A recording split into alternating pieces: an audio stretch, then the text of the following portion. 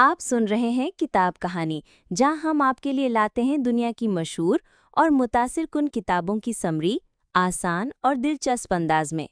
तो आइए शुरू करते हैं आज की समरी। इंट्रोडक्शन। इमेजिन कीजिए कि आपका कोई ट्विन यानी जुड़वा भाई या बहन है। ये कितना कूल होगा, है ना?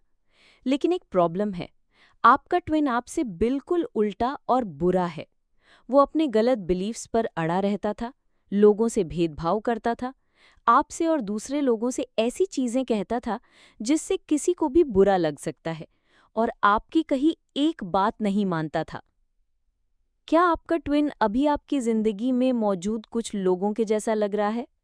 मान लीजिए कि आप किसी सोशियो पॉलिटिकल प्रॉब्लम के बारे में बताने की कोशिश करते हैं, लेकिन आपकी माँ आपकी बात सुनने से इनकार कर देती है। इसके बजाय वो फेसबुक पर मौजूद वीडियोस पर भरोसा करना पसंद करती हैं।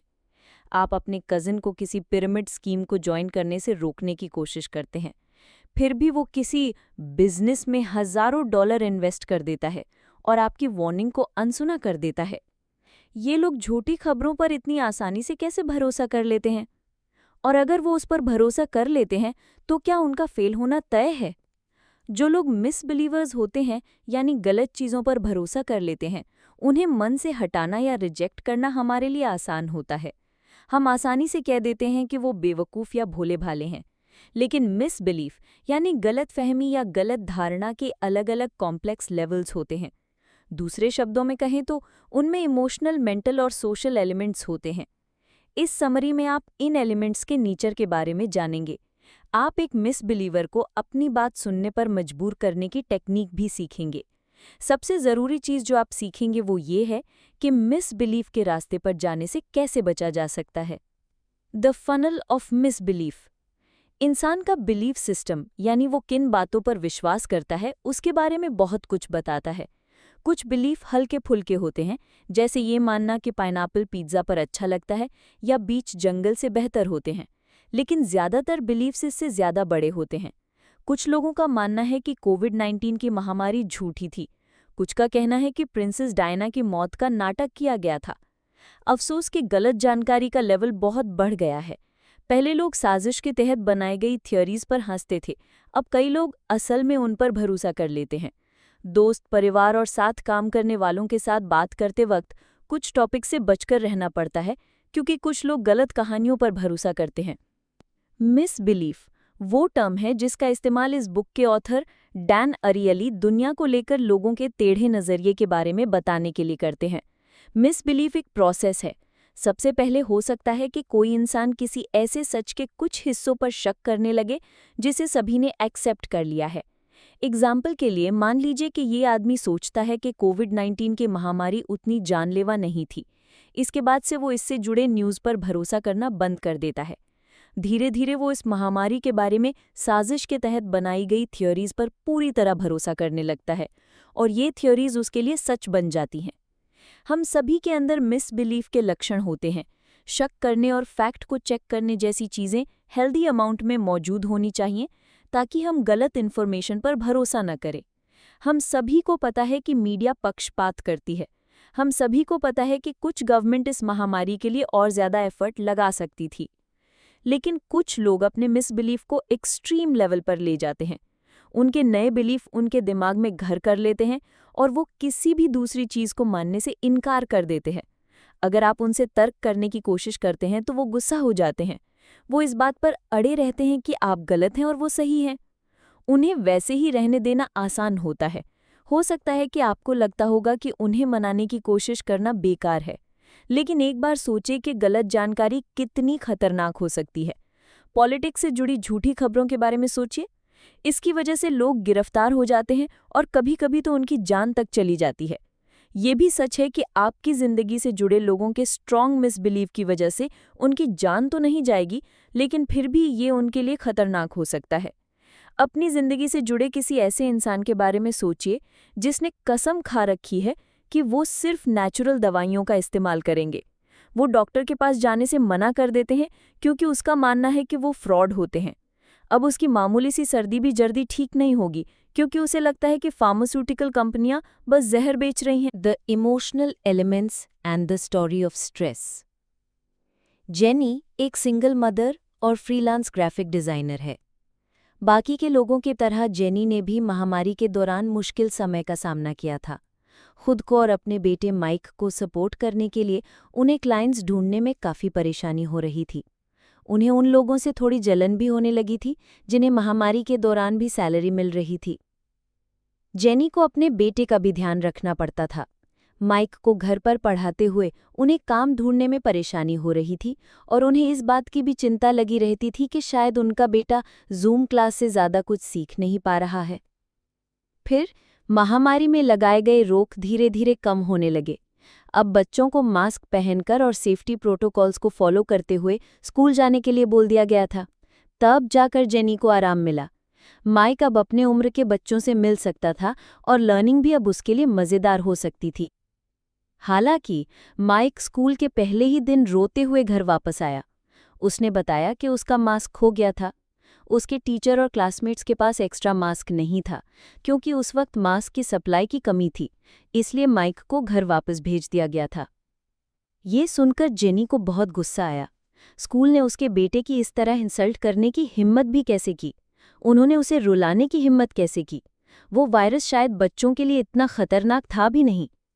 जेनी ने गुस्से में माइक के टीचर को फ़ोन लगाया, लेकिन टीचर ने उसकी शिकायत सुनने से इनकार कर दिया। उनका स्ट्रिक्ट रूल था कि सभी बच्चों को मास्क पहनना ही होगा। निराशा, स्ट्रेस और गुस्से से भरी जेनी ने वायरस के बारे में रिसर्च करना शुरू कर दिया। क्या कोविड-19 का वायरस इतना जानलेवा था? ये ज़्यादातर बूढ़े लोगों को हुआ था। बेशक एक बच्चे का इम्यून सिस्टम इससे लड़ सकता था। जेनी ने कोविड-19 से जुड़े अपने बिलीव्स को मिसबिलीव्स में बदलते हुए पूरी रात गुजार दी। उस वायरस के बारे में बहुत सी गलत जानकारियां मौजूद थी। क्या मास्क सच में काम करता है? क्या गवर्नमेंट सच में इससे जुड़ी प्रॉब्लम को सॉल्व कर रही थी या ये सब कुछ उनका ही प्लान था? आखिरकार जेनी एक ऐसी माँ बन गई जो मास्क और वैक्सीन के खिलाफ हो गई थी। लेकिन आखिर ये हुआ कैसे? कैसे स्मार्ट और काबिल लगने वाले लोग ऐसे मिसबिलीव्स या गलत इन्फॉर्मेशन पर भरोसा कर लेते हैं? जो इमोशनल एलिमेंट मिसबिलीफ को जन्म देता है वो है स्ट्रेस लेवल का ज़्यादा होना। जेनी के केस में जब महामारी आई तो उसे आउट ऑफ कंट्रोल महसूस होने लगा। वो समझ नहीं पा रही थी कि खुद को और अपने बेटे को सेफ कैसे रखे। धीरे धीरे इस स्ट्रेस की वजह से वो वायरस से जुड़ी झूठी जानकारियों पर भी भरोसा करने लगे।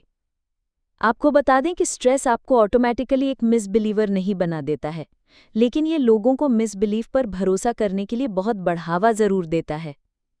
स्ट्रेस दो तरह का होता है, एक जिसका अंदाज़ा लगाया जा सकता है और दूसरा जिसका अंदाज़ा नहीं लगाया जा सकता।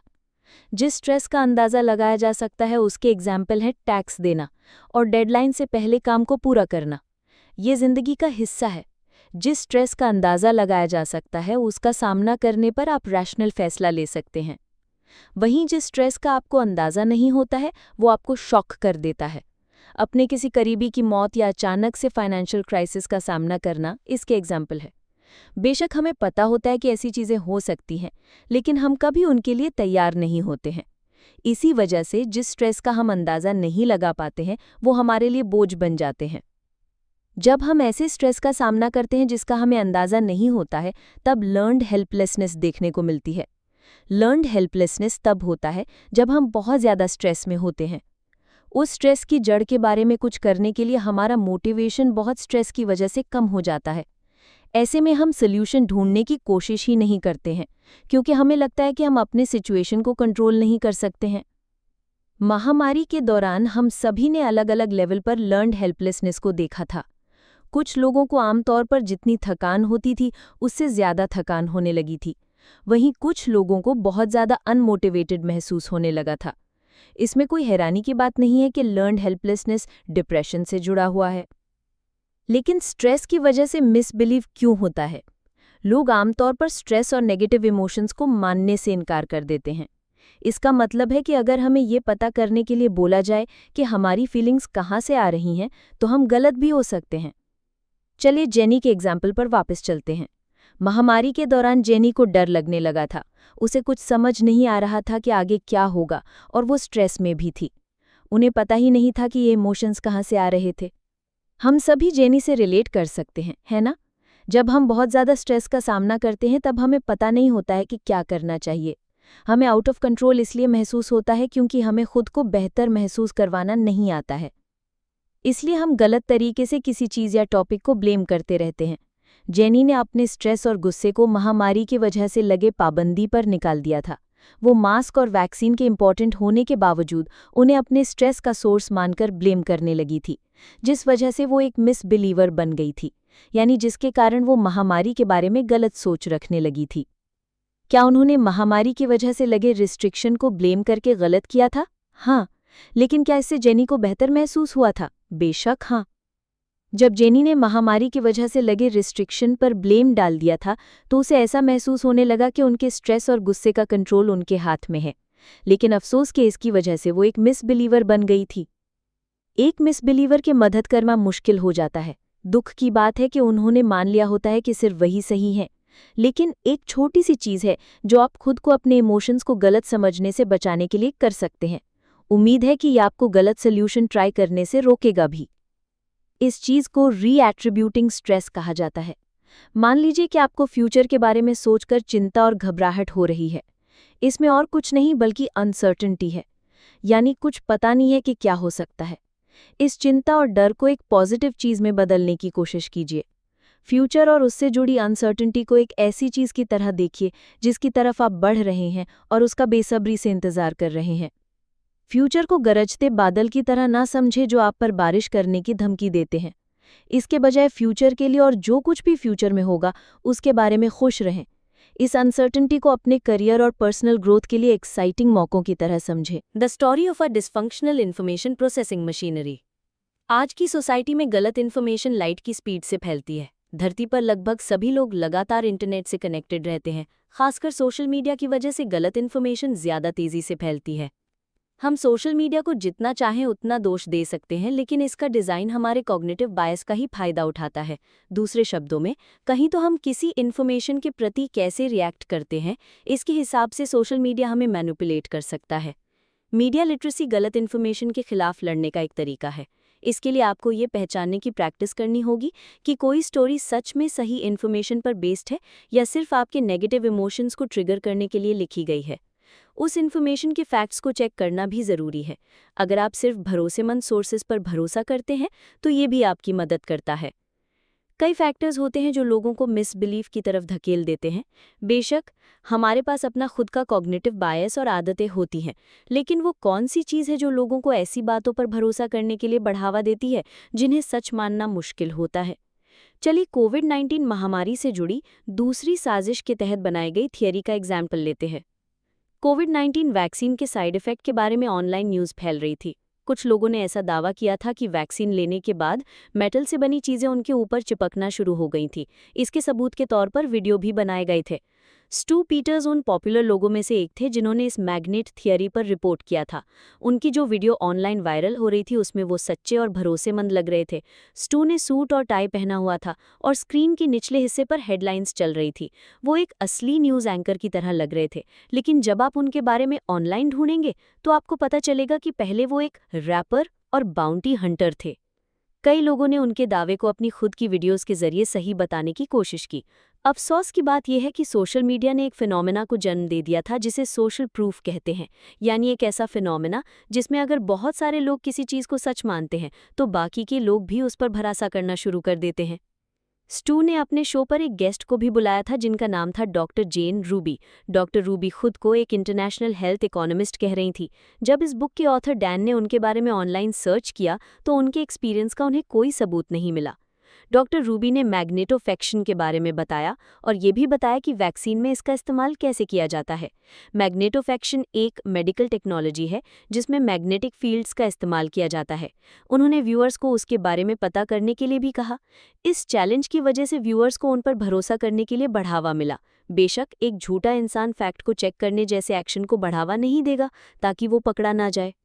डॉक्टर रूबी ने धीरे धीरे ऑडियंस का भरोसा जीत लिया। उन्होंने खुद को ऐसे दिखाया जैसे उनके बोले हुए फैक्ट्स को चेक किया जा सकता है। अगर आप मैग्नेटोफेक्शन के बारे में सर्च करेंगे तो गूगल इसकी मौजूदगी को कंफर्म कर सकता है। ये साफ है कि डॉक्टर रूबी को ऐसी कई चीज़ें पता थी जो ऑडियंस को पता नहीं थी। हो सकता है कि वो वैक्सीन में मैग्नेट के मौजूद होने के बारे में सच बोल रही थी। मैग्नेटोफैक्शन अपने साथ रहस्य और टेक्नोलॉजी को लेकर आता है। ये सुनने में कुछ अलग सा लगता है। क्या ये इंसान की जिंदगी के लिए खतरा है? अब क्योंकि एक लेवल पर भरोसा बन चुका था, इसलिए डॉक्टर रूबी आगे की बात बोलना शुरू करती हैं। इस पॉइंट पर ऑडियंस पूरी तरह मानने लगी थी कि वो सच बोल रही हैं। आखिरकार मैग्नेटोफैक्शन असली चीज थी। उन्होंने लोगों के माइंड में शक और डर के बीज बो दिए थे। मैग्नेटोफैक्शन मैग्नेटिक मटेरियल इंसानों पर इस्तेमाल किए जाने के लिए अभी ट्रायल टेस्ट में था। कोविड-19 के वैक्सीन का इस्तेमाल करने से ये आपकी बॉडी के हर कोने में पहुंच जाएगा। किसी भी सच्चे आर्टिकल ने इस दावे को सही नहीं बताया था, लेकिन अब बहुत देर हो चुकी थी। अब तक लोगों को डॉक्टर रूबी की बात पर पूरी तरह भरोसा हो चुका था। ये इस फैक्ट से और भी मजबूत होता है कि वो अपने एक्सपर्टीज को दिखाने के लिए मेडिकल टर्म्स का इस्तेमाल करती थी। डीएनए, मैग्नेट और इंसान के ब्रेन के फोटो और वीडियो भी स्क्रीन पर चलते रहते थे। ये बस गलत इन्फॉर्मेशन फैलाने के अनगिनत चालों में से एक है, लेकिन सबका फॉर्मूला हमेशा सेम होता है। पहला, इसमें आप कोई ऐसा दावा करते हैं जिसे बहुत सारे लोग सही मानते हैं। फिर आप उस दावे को सपोर्ट करने के लिए किसी ऐसे इंसान को इनवाइट करते हैं जो खुद को एक्सपर्ट बताता है। फिर वो एक्सपर्ट आपको उस दावे से जुड़े के फैक्ट्स के बारे में बताता है। लेकिन क्यों कुछ लोग इन दावों को आसानी से सच मान लेते हैं, वहीं कुछ नहीं मानते? ये आपके बिलीव्स और बायस से जुड़ा होता है। सच तो ये है कि हमारे सामने जितनी भी नई इन्फॉर्मेशन आती है, हम उन सभी को चेक नहीं करते हैं। सिंपल सी बात यह है कि हमारे पास इतना सब करने की मेंटल कैपेसिटी और एनर्जी नहीं होती है। इसके बजाय हमारे पास इन्फॉर्मेशन से डील करने के शॉर्टकट्स होते हैं।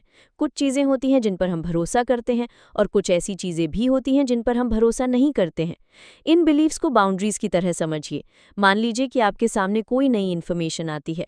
अगर वो नई इन्फॉर्मेशन आपके पुराने बिलीफ से मिलती जुलती होती है, तो इस बात का बहुत ज़्यादा चांस है कि आप उस पर भरोसा कर लेंगे।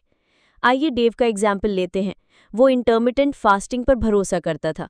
उसके दोस्त जो इंटरमिटेंट फास्टिंग करते थे, उनकी वजह से वो भी इस डाइट पर भरोसा करने लगा था। कुछ सालों बाद स्टडीज़ ने ये साबित कर दिया था कि इंटरमिटेंट फास्टिंग कैलोरीज कम करने के बाकी तरीकों से ज़्यादा फायदेमंद नहीं है। लेकिन डेव अब भी इंटरमिटेंट फास्टिंग करता है। वो ये भी मानता है कि इंटरमिटेंट फास्टिंग के खिलाफ की गई स्टडीज़ को पढ़कर वो कंफ्यूज्ड है। अगर अब आप अपने बिलीव्स के लिए कंफ्यूज्ड हैं तो चिंता न करें, उन्हें कभी भी चैलेंज किया जा सकता है। आपके बिलीव्स सही हैं या आप सिर्फ बायस्ड हैं, ये देखने के लिए आप इस छोटी सी एक्टिविटी को ट्राई कर सकते हैं। इस एक्टिविटी का नाम है चैलेंजिंग योर बिलीव्स। ये ग्रीक फिलोसोफर सोक्रेटिस से इंस्पायर्ड है। सोक्रेटिस ने सोक्रेटिक मेथड बनाया था, जिसमें आपको अपने मन में कोई हाइपोथेसिस बनानी होती है और फिर उसे चैलेंज करना होता है। हाइपोथेसिस एक एजुकेटेड स्टेटमेंट होता है। आप किसी हाइपोथेसिस को दो तरीके से चैलेंज कर सकते हैं। पहला है उस हाइपोथेसिस के लिए कुछ ऑल्टरनेटिव्स ढूंढना। दूसरा तरीका यह है टेस्ट करना कि उस हाइपोथेसिस को गलत साबित किया जा सकता है या नहीं। दूसरे शब्दों में ट्रॉय के हाइपोथेसिस को गलत साबित करने के लिए क्या किया जा सकता है। इसका जवाब होगा कि इलेक्शन के प्रोसेस के दौरान कई बार काउंटिंग की जाए और सेफ्टी बनाए रखने के तरीकों को अपनाया जाए।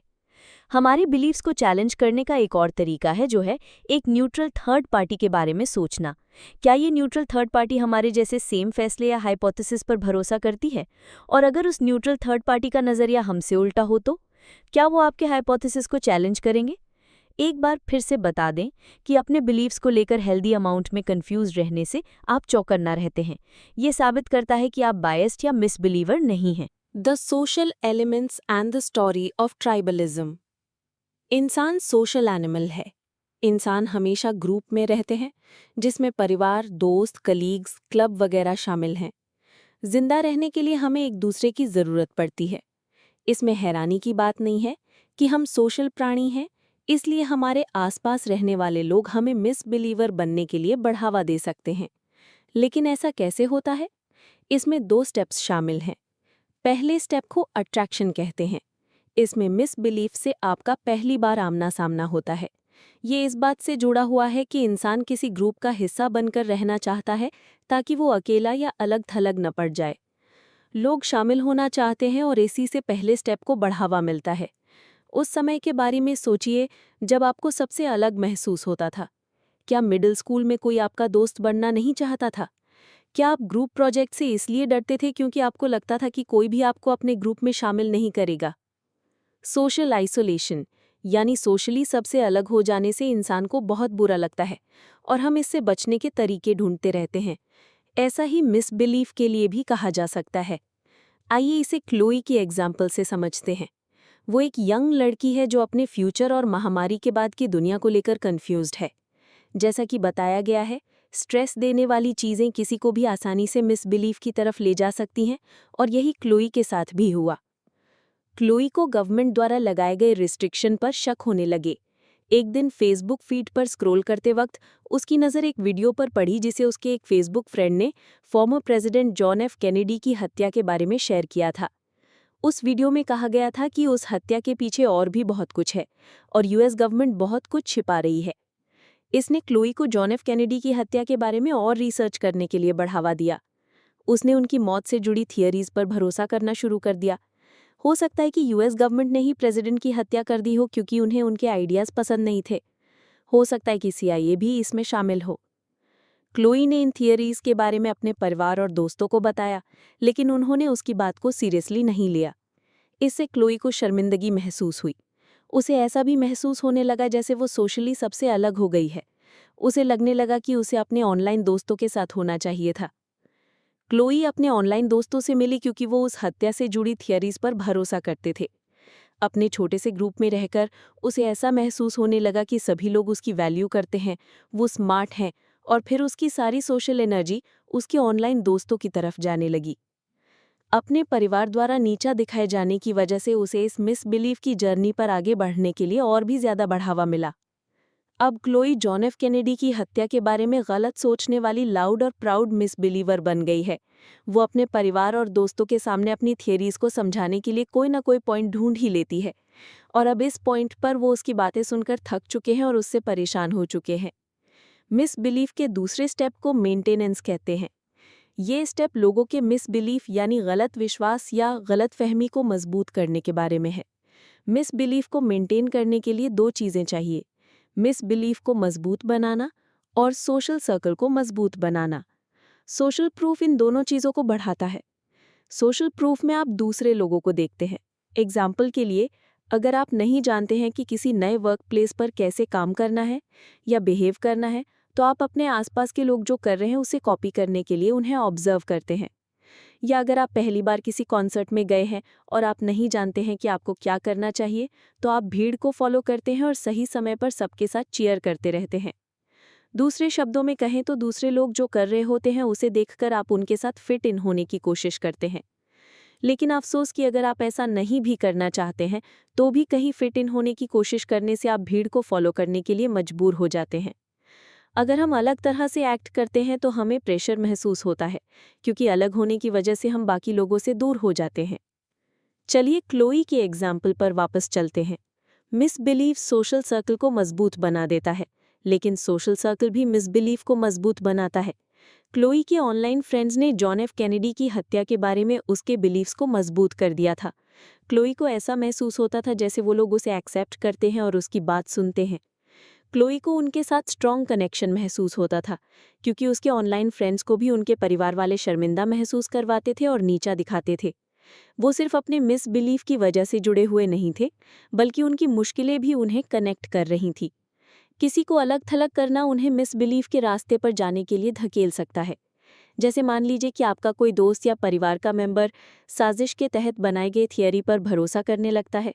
हमें ऑटोमेटिकली मन करता है कि हम उन्हें चिढ़ाएं या उनका मजाक उड़ाएं, लेकिन ऐसा करने से हो सकता है कि जैसा क्लोई के साथ हुआ वैसे ही उनके मिसबिलीफ को भी बढ़ावा मिले। अपने करीबी लोगों के साथ हेल्दी डिस्कशन करना आपके कंट्रोल में है। अगर वो किसी मिसबिलीफ पर अभी भरोसा करना शुरू ही कर रहे होंगे तो हो सकता है कि वो आपकी बात सुन ले। एक हेल्दी डिस्कशन में अस वर्सेस देम का आइडिया नहीं होना चाहिए। ये कोई बहस नहीं है। इसमें आप दोनों का ये माइंडसेट होना चाहिए कि कोई भी विनर या लूजर नहीं होगा। इसके बजाय ये बातचीत इसलिए होगी ताकि आप उस इंसान को बता सकें कि आप उन्हें सपोर्ट करने के लिए वहाँ मौजूद रहेंगे। इस बातचीत को बहस की तरह ना देखें। उन्हें बताएं कि आप उनकी बात सुनना चाहते हैं। अगर आप उनसे सहमत नहीं हैं तो भी ओपन माइंडेड रहें। अगर आप अपने करीबी लोगों की बात सुनेंगे तो हो सकता है कि आप उन्हें दूसरे मिसबिलीवर्स के साथ कनेक्शन बनाने से बचा लेंगे। उम्मीद है कि वो साजिश के तहत बनाई गई थियरीज पर भरोसा करना छोड़ देंगे और फेक न्यूज़ के प्रति ज़्यादा चौकन्ना हो जाएंगे। अगर आपको ये समरी पसंद आई हो तो वीडियो को लाइक करें, शेयर करें और चैनल को सब्सक्राइब करना ना भूलें, ताकि आपको हर नई वीडियो की बरवक्त इत्तला मिलती रहे। आप नीचे कमेंट्स में हमें ये भी बता सकते हैं कि अगली वीडियो में आप किस किताब की समरी सुनना चाहते हैं। इल्म बांटिए, सोच बदलिए। अगली वीडियो तक के लिए इजाज़त दीजिए।